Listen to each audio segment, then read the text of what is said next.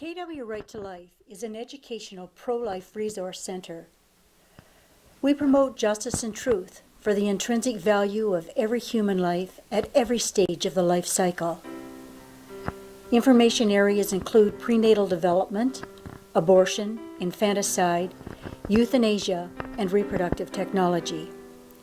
Our services include counseling, presentations, literature exhibits, and a reference library. We help women and men find ways to bring their children to term and either keep their child or place the child for adoption. Women are coerced into having abortions against their will far too often and are misled by disingenuous organizations or individuals that lead women to believe the lie that abortion is an answer to their unwanted pregnancy.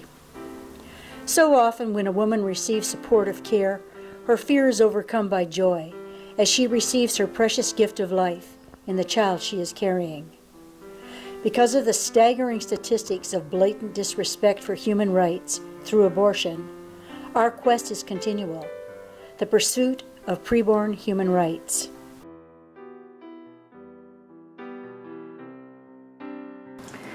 We will explore the truth behind the myth that abortion is beneficial to women and men in society. We begin with Kristen Borrow, who takes a closer look at the issue of human rights and abortion through the lens of logic and reason.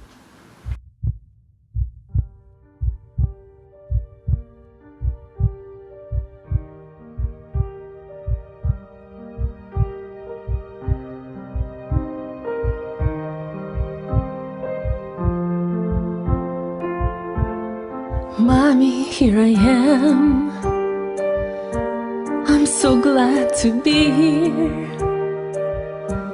It's so warm and cozy here inside your womb. Mommy, do you know how long I have waited? How long I have wondered it will be soon. Mommy, can you hear? It is just a whisper. It is my heart beating, Mommy, just for you. Mommy, you are mine. Mommy, you're my hero. We'll be friends forever, and I'll be yours forever. Mommy, I love you. Hello, my name is Kristen Borrow. Too long we have waited, silent as the dead. Our voices underrated, so we closed our lips instead. Quiet we will be no more, together we will stand, strong enough to reach the shore and brave this rocky land. In a world where death comes in all shapes and sizes, there is still hope.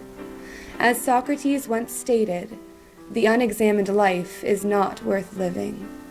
So I propose that we take a good long look and examine a global issue that has gone unchallenged and relatively undiscussed for far too long. In the 21st century, humanity fights for those who are discriminated against. We give voice to the voiceless.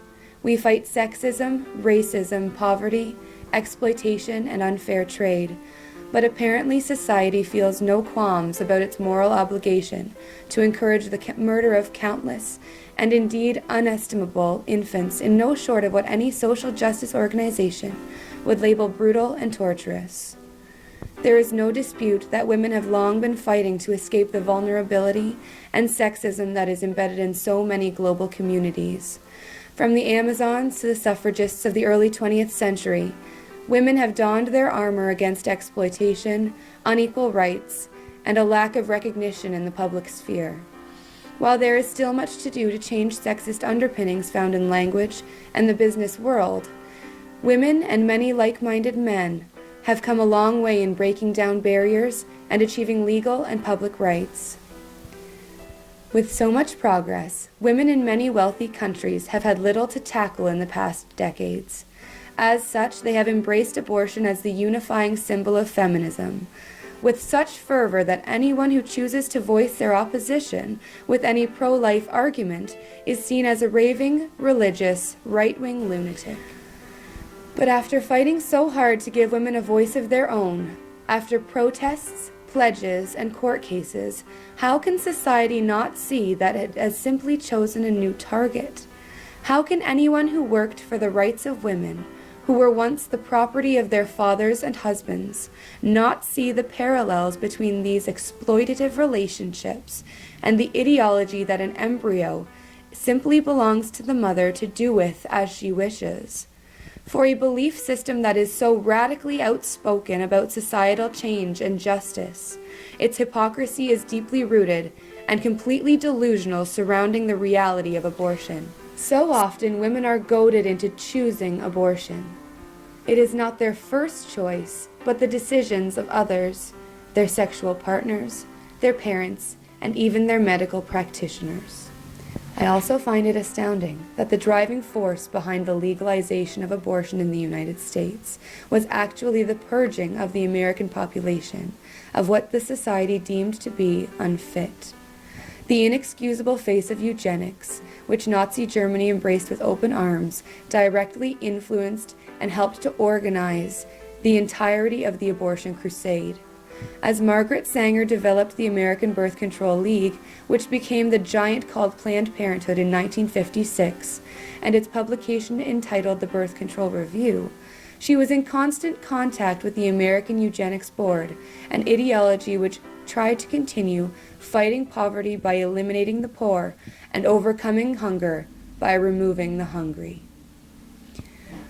Margaret Sanger once commented that there should be national sterilization for certain dysgenic types of our population who are being encouraged to breed and would die out were the government not feeding them.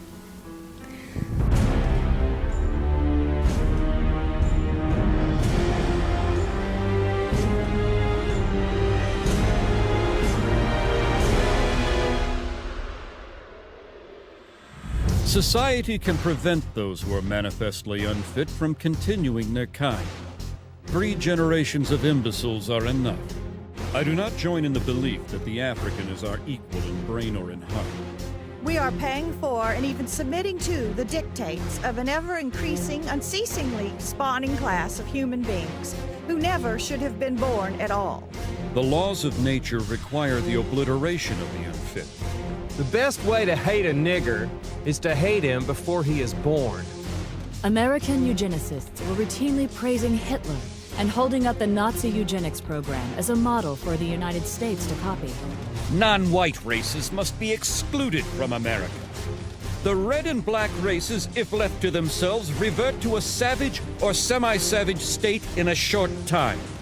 The only way possible of decreasing Negro population is by means of controlling fertility.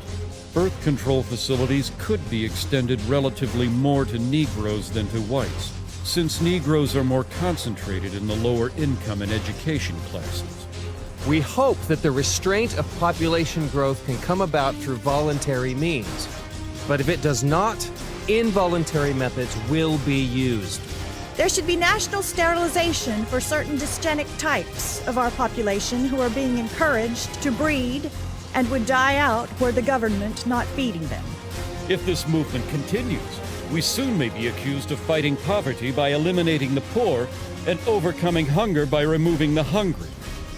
For all their failures, what the eugenics movement had accomplished was to lay the foundation for the next phase of their plan. And this is where they would find the success that they had been chasing for over 100 years.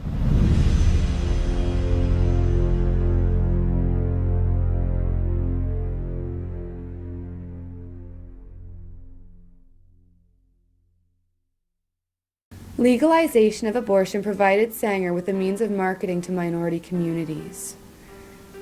The atrocities of the Holocaust had become known to the world, and people began to feel uncomfortable with the face of eugenics. As a result, Sanger was forced to evolve with that fear, and she found her new outlet in the feminist movement. The women's sexual revolution gave her the opportunity to disguise her true intentions for systematic population control.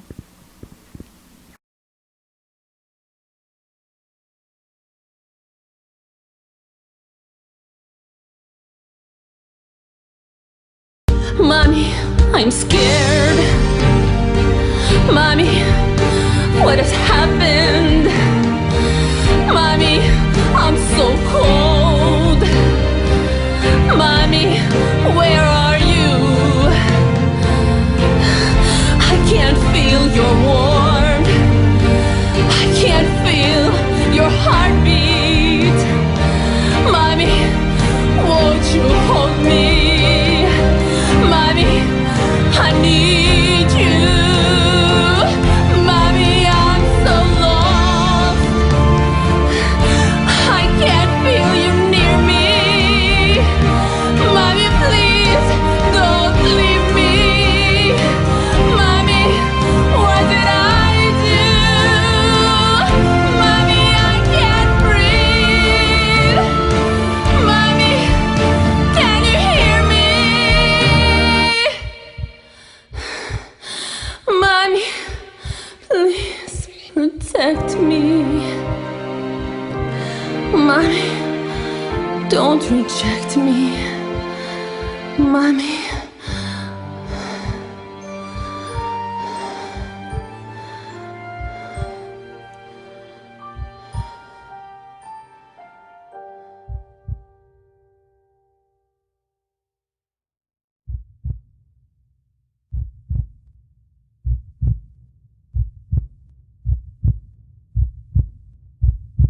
Mommy, I love you.